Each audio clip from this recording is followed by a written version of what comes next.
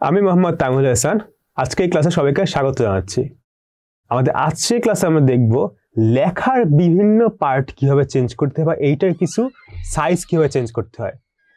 এর মধ্যে হচ্ছে কি দেখব, লেখা খাড়াখাড়ি বা পাশাপাশি কিভাবে সাইজ বা বড় ছোট করা যায়, লেখার বেসলাইন শিফট কিভাবে আমরা চেঞ্জ করতে পারি, লিডিং কিভাবে চেঞ্জ করতে পারি, এবং এই লেখাগুলোকে একটা এরিয়া বা একটা শেপের ভিতরে কিভাবে আনতে পারি সেটা আমরা দেখব। তো সবার শুরুতে দেখি যে লেখাকে কিভাবে আমরা পাশাপাশি বা খাড়াখাড়ি বড় বা ছোট করতে পারবো। প্রথম হচ্ছে বড় ছোট করা বলতে আমাদের ফন্ট সাইজ হতে বড় করতে পারি। ফন্ট সাইজ বড় করলে হয় কি, পুরো লেখাটা আসলে বড় হয়। যদি ধরা যাক আমি একটা লেখাকে টেনে একটু বড় করতে যাচ্ছি বা এই সাইড থেকে টেনে বড় করতে যাচ্ছি, মানে উপরটা চেঞ্জ হবে, এক সাইজ চেঞ্জ হবে। এইগুলো হচ্ছে খাড়াখাড়ি বা উপরে যে উপর নিচে বা পাশাপাশি যে চেঞ্জটা, সেটা। এটা কিভাবে চেঞ্জ করব? এটা চেঞ্জ করার জন্য আমরা প্রথমে যে লেখাটা আমরা চেঞ্জ করব, সেই লেখাটার উপরে আমরা হচ্ছে টেক্সট নিয়ে বা আমরা ওই যে এরিয়াটা সেটা সিলেক্ট করব। করার পর আমাকে হচ্ছে যাইতে হবে হচ্ছে ক্যারেক্টার নামে একটা প্যালেটে। এই ক্যারেক্টার প্যালেট যদি এখানে খুঁজে পাওয়া না যায়, আমরা উইন্ডো থেকে একটু নিচে নেমে দেখবো যে কোথাও কি প্যারাগ্রাফ বা ক্যারেক্টার নামে কি কোনো অপশন আছে কি না। আমি এটা যে নিচে নামি, নিচে নামতে নামতে নামতে নামতে এখানে আমাদের লেয়ার, কালার, অ্যাকশন, টুলবার, এখানে কন্ট্রোল বলতে একটা হয়তো অপশন থাকবে, সেটা দিয়ে হয়তো আমরা পাবো। বা এইখানে আমার যে এ বলতে একটা অপশন ক্যারেক্টার, এখান থেকে হয়তো আমরা পাবো। এটা কোথায় হয়তো আছে, আমরা যদি খুঁজি তাহলে টাইপের মধ্যে, এই যে টাইপের মধ্যে ফন্ট সাইজ গ্রিফ, এখান থেকেও আমরা পাবো। বা এই জায়গাতে যে প্যারাগ্রাফ বলতে যে অপশনটা, এই প্যারাগ্রাফের মধ্যেও আমরা পাবো। এখন মেইন কথা হচ্ছে কোথায় পাবো সেটা অতটা দরকার নেই, আমার ক্যারেক্টারটা পেলেই হচ্ছে। এই যে এইখানে ডাবল ক্লিক যদি করি তাহলে হচ্ছে আমার ক্যারেক্টার প্যানেলটা চলে আসবে। আমি এই ক্যারেক্টারের যে প্যানেল, সেইখান থেকে একটু অপশনগুলো যদি দেখি, এইখানে একটা ভার্টিক্যাল স্কেল বলতে একটা অপশন আছে। এই ভার্টিক্যাল স্কেলটাই হচ্ছে আমার খাড়াখাড়ি আমার চওড়া করার একটি পদ্ধতি। এখানে 100-এর জায়গায় যে 200 যদি দেই, আসলে কোনো কিছু চেঞ্জ হচ্ছে না। কারণটা হচ্ছে আমি লেখাগুলো আসলে কি, লেখাগুলোকে আমি সিলেক্ট করে নাই। তাই হচ্ছে আমি ধরা যাক এই লেখাটাকে হচ্ছে আমি সিলেক্ট করব, টি দিব, টি দিয়ে এই লেখা পুরো লেখাটাকে আমি সিলেক্ট করব। এরপর হচ্ছে আমি ভার্টিক্যাল যে স্কেলটা, যে 200 যদি দিয়ে দিই তাহলে কি এটা লেখাটা একটু চ্যাপটা, মানে একটু উপরের দিকে টেনে স্ট্রেচ করা হয়েছে মনে হচ্ছে। এটা হচ্ছে ভার্টিক্যাল স্কেল। আমরা চাইলে এটাকে 50 বা কমাতেও পারি, তাহলে মনে হবে কেউ যেন চাপ দিয়ে এটাকে হয়তো ছোট করে দিয়েছে। হ্যাঁ, মনে হচ্ছে এটাকে চাপ দিয়ে কেউ ছোট করে দিল। এবার এটাকে আবার টেনে আবার এরকম পাশে নিতে পারি। এটাকে তোমার হচ্ছে কি বলে, আমি ডানেরটা জিনে তাহলে এটা দেখতে হচ্ছে, এটার নাম হচ্ছে হরাইজন্টাল স্কেল। এটাকে আমি এইভাবে করে টেনে বড় করতে পারি বা চাপ দিয়ে ছোট করতে পারি। হরাইজন্টাল স্কেল এখানে ধরা যাক আমি 150 দিই, এটা কি আরেকটু চওড়া হয়ে গেল। আমি এখানে যদি 150 জায়গায় যদি শুধু 50 দেই তাহলে কি হবে, এটা কিন্তু একটা নর্মাল টেক্সট হয়ে গিয়েছে। কারণটা হচ্ছে কি, আমি উপর থেকে নিচেও অর্ধেক বা 50% কম্প্রেস করেছি, বাম থেকে ডানে কিন্তু 50%। দুইটা যদি একই করা হয়েছে, একই সাইজ, এর জন্য আসলে দুইটা আবার একই রকম বা সেম, বা মনে হচ্ছে জাস্ট আমি ছোট করে দিয়েছি। এটাই কারণ আমি দুইটার রেশিওটা আসলে একই। আমি আবার এটাকে চেঞ্জ করে আবার 100 নিয়ে গেলাম, কারণ আমরা এখানে যে ভার্টিক্যাল যে স্কেলিং আর হরিজন্টাল যে স্কেলিং, এটা আমরা মোটামুটি বুঝতে পেরেছি একই রকম। আবার এন্টার দিলাম। হ্যাঁ, এরপরে যেটা সেটা হচ্ছে বেসলাইন শিফট।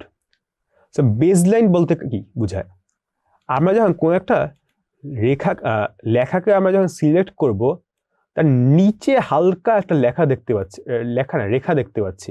একটু জুম করি, জুম করলে হয়তো জিনিসটা ভালো মতো বোঝা যাবে। হ্যাঁ, এই যে নিচে যে একটা হালকা রেখা দেখা যাচ্ছে, এটাকে হচ্ছে বেস লাইন বলে। মানে আমার লেখাটা যার উপরে হচ্ছে লেখা হয়েছে, এটা হচ্ছে বেস লাইন। এই বেস লাইন থেকে আমার লেখা যখন একটু উপরে বা একটু নিচে যখন নেওয়া হয়, এটাকে বলা হচ্ছে বেস লাইন শিফট। এই বেস লাইন শিফট করার জন্য আমরা একইভাবে একটা লেখাকে নিব, নিয়ে সেই লেখাটা সিলেক্ট করব, করে আবার ক্যারেক্টার প্যানেলে যাব, যে দেখে কোথাও কি বেস লাইন শিফট বলতে কি কোনো কিছু আছে কিনা। নিচের দিকে যদি একটা অপশন দেখে বোঝা যাচ্ছে একটা রেখার থেকে আমি একটা লেখাকে উপরের দিকে ঠেলে উঠাচ্ছি। এইটা আমি যদি উপর বা নিচে যদি একটা এরকম যদি ক্লিক করে দিই, দেখা যাচ্ছে কি লেখাটা কি আস্তে আস্তে উপরের দিকে উঠতেছে না। তার মানে হচ্ছে যে তার বেস লাইন থেকে শিফট হয়ে সে কিছুটা উপরে গিয়েছে। আমি এখন যে সিলেকশন টুলটা দিয়ে যদি দেখি তাহলে দেখা যাবে কি, এই যে তার যে লেখাটা যেখানে থাকার কথা তার থেকে কিন্তু একটু উপরে চলে গিয়েছে। আবার আমি এটাকে যদি সিলেক্ট করি টেক্সট দিয়ে, আবার সিলেক্ট করে এটাকে আমি আবার আগের জায়গায় নিয়ে আসবো, বা 0 দিয়ে দিলে তার যেখানে থাকার কথা সেই কিন্তু ওই জায়গাতেই আবার ফিরে আসবে। আবার আরেকটা এরপর কি লিডিং, বেসলাইন কি বুঝলাম, তো লিডিং কাকে বলে? লিডিংটা আমরা আবার একটু যদি এখানে খুঁজে লিডিং বলতে কোনো অপশন কি আদৌ আছে কিনা, এই যে এখানে সেট দ্য লিডিং নামে একটি অপশন আছে। আমি এই লিডিংটাকে একটু কমাতে যদি থাকি তাহলে দেখা যাচ্ছে কি দুইটা লাইনের মাঝখানের যে গ্যাপ, এই লাইনের মাঝখানের গ্যাপটা আসলে কমছে। এখানে আমাদের যে এই যে তাদের আইকন, সে আইকন দেখেও কিন্তু আমরা একই জিনিস বুঝতে পারবো। লিডিং কি? লিডিং হচ্ছে দুইটা লাইনের মাঝে যে গ্যাপটা থাকবে সেটিকে বোঝায়। আর যদি লিডিং যদি বর্তমানে যা আছে তার থেকে যদি কমিয়ে দিই তাহলে কি এই লাইনের গ্যাপটা কমতে থাকবে, কমতে কমতে কিন্তু আমি অনেকখানি কমা দিতে পারি। তখন কি হবে, এখানে দেখা যাচ্ছে কি দুইটা লাইন আস্তে আস্তে একটা আর একটা উপরে চলে যাচ্ছে। এরকম করতে করতে আমি কি নেগেটিভ দিতে পারবো? আমরা আসলে নেগেটিভও দিতে পারি না, আমরা ইউজুয়াল যেটা সেটা হচ্ছে 0.1। কিন্তু এরকম করে আমাদের যেটা দরকার হয়তো কাছাকাছি হয়তো একটা জায়গায় যদি আমরা নিয়ে যাই, ধরা যাক 100 পয়েন্ট যদি দেই তাহলে আমাদের হয়তো বা যতটুকু দরকার সটুকু দিতে পারি। আমাদের যদি দুইটা লাইনের মাঝখানে স্পেসিং যদি বেশি হয় তাহলে আমি লিডিং বাড়াবো, কম দরকার হলে লিডিং কমাবো। তাদের যদি আমার কি লাইনটা কিছু উপরে নিতে হয় তাহলে কি করবো, আমরা বেস লাইন শিফট করবো, বা খাড়াখাড়ি বা আড়াআড়ি আমার যদি স্ট্রেচ করতে হয় তাহলে কি করবো, এই হরাইজন্টাল যে স্কেলিং সেই হরাইজন্টাল স্কেলিংটা আমরা করব। এটা হচ্ছে আমাদের যে একটা ক্যারেক্টারে কিভাবে যে পজিশন চেঞ্জ করতে হয় সেটা। এর পরের যে আমার টপিক, সেই টপিকটা হচ্ছে এরিয়া টেক্সট। এরিয়া টেক্সট কি? এরিয়া টেক্সট হচ্ছে কোনো একটা অবজেক্ট বা কোনো একটা শেপের ভিতরে বা একটা এরিয়ার ভিতরে আমরা যখন একটা লেখা লিখবো সেটিকে বলা হচ্ছে এরিয়া টেক্সট। এরিয়া টেক্সট আমরা কিভাবে করতে পারি? সবার প্রথমে আমার যে অবজেক্ট বা যে একটা শেপ দরকার সেই শেপটাকে হচ্ছে আমার ক্রিয়েট করতে হবে। একটু নিচে যদি যাই স্ক্রোল করে একটা শেপ ক্রিয়েট করি, ধর শেপটা হচ্ছে একটা শেপ হচ্ছে এইটা একটা এলিপ্টিক্যাল টুল। এই এলিপ্টিক্যাল টুলকে আমরা একটা সার্কেল ক্রিয়েট করি, পারফেক্ট সার্কেল ক্রিয়েট হলো। এই সার্কেলটা তো আমার আসলে মধ্যে কিছু দরকার নেই, কারণ এই এরিয়াটার ভিতরে আমি কিছু লিখবো। তাই আমি হচ্ছে কালার যেটা সেটা কালারটা আমি নাম দিয়ে দিলাম, ফিল কিছু একটা থাকুক, কারণ ফিলটা আমি একটু বুঝতে যাচ্ছি যে ফিল না সরি স্ট্রোকটা থাকুক। এইটার ভিতরে আমি হচ্ছে চাচ্ছি একটা লেখা লিখবো।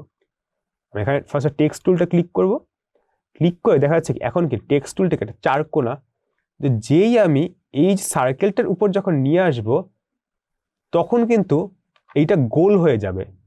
মানে বুঝাচ্ছে আমি এখন যদি ক্লিক করি তাহলে আমার যে টেক্সটটা সেটা হচ্ছে এই সার্কেলের ভিতরে চলে আসবে। ক্লিক করি ভিতরে কিন্তু লরেম ইপসাম যে লেখাটা সেই লেখাটা কিন্তু আবার চলে আসলো। আমি এইটা যদি সাইজ একটু যদি কমাই তাহলে হয়তো একটু ভালো মতো বোঝা যাবে। 50 আমি আর একটু কমাই, ধরা যাক আমি এখানে 20 দেই। হ্যাঁ, এইখানে কিন্তু যে লরেম ইপসাম যে ওয়ার্ডটা সেটা কিন্তু অনেকগুলো, আমি জাস্ট কপি করে বারবার যদি পেস্ট করতে থাকি কিন্তু আমার মোটামুটি কিন্তু অনেকখানি ফিল আপ হয়ে গিয়েছে। আর আমি যদি চাই এইটার মাঝখানে আমি হচ্ছে সাইজটা অনেক বেশি হচ্ছে আমি কমাবো, কীভাবে কমাতে হয়? লিডিংটা আমরা যদি কমাই, লিডিং কমালেই কিন্তু আমাদের এটা হয়ে যাবে। আমরা এইখান থেকে অটো দিয়ে দিলেই নর্মালি যে লিডিংটা থাকে সেই লিডিংটা কিন্তু আমরা পেয়ে যাব। আমরা এই জিনিসটা কতবার পেস্ট করলে দেখা যাচ্ছে কি এই যে লেখাগুলো, এই লেখাগুলো কিন্তু এই সার্কেলের ভিতরেই আছে, সার্কেল থেকে কিন্তু বাহিরে যাচ্ছে না। এরপর যে কোনো লেখা থাকে সেটা সার্কেল থেকে বাহিরে চলে যাবে কিন্তু আমরা এটা দেখতে পারবো না। মানে যতগুলো লেখা আমরা একটা এরিয়া বা সার্কেলের ভিতরে আমরা বাউন্ড করে দিয়েছি। তা আমরা যে কোনো ধরনের যদি একটা টেক্সট দরকার হয়, আমরা যে বইয়ে দেখি কি বইয়ে দেখি যে কিছু কিছু লেখা থাকে, একটা ছবি থাকে, ছবি আসলে এরকম একটা বক্সের ভিতর থাকে, এরকম কিন্তু আমরা নিজেরা কিন্তু ক্রিয়েট করতে পারি। এরকম একটা বক্স ফার্স্ট আমরা পাথ টুল দিয়ে ক্রিয়েট করব, সেই পাথ টুলের ভিতরে আমরা হচ্ছে এই লেখাটা যদি লিখি তাহলে ওই শেপের ভিতরেই লেখাটা কিন্তু থাকবে। তার মানে আমাদের যেরকম দরকার লেখার এরিয়াটা আমরা ওরকম করে কি আমরা এটাকে ক্রিয়েট করতে পারবো। আমাদের ইলাস্ট্রেটর আসলে এরকম আর অনেক কিছুই করা যায়। তোমরা এইটাকে আরো যদি কিছুক্ষণ যদি চেষ্টা করো তোমরা আরো অনেক নতুন নতুন ফিচার দেখতে পারবা। তবে আজকের যে ক্লাসটা আমরা এখানেই শেষ করছি। সবাই ভালো থাকবে, সুস্থ থাকবে, ধন্যবাদ।